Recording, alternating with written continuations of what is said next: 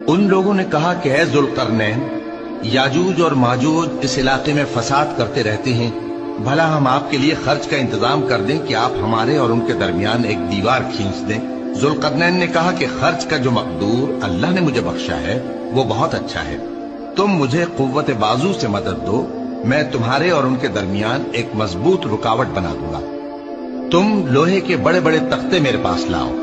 चुनाचे काम जारी कर दिया गया, यहां तक कि जब उसने दोनों पहाड़ों के दरमियान का हिस्सा बराबर कर दिया और कहा कि अब इसे धोको, यहां तक कि जब उसको धोक धोक कर आग कर दिया तो कहा कि अब मेरे पास तांबा लाओ कि उस पर पिघला कर डाल दो। फिर उनमें ये कुदरत न रही कि उस पर चढ़ सकें और न ये ताकत रही कि उसमें नक्ब लगा सकें। बोला कि ये मेरे परवरदिगार की मेहरबानी है। फिर जब मेरे परवरदिगार का वादा आ पहुंचेगा तो उसको ढाकर हम वार कर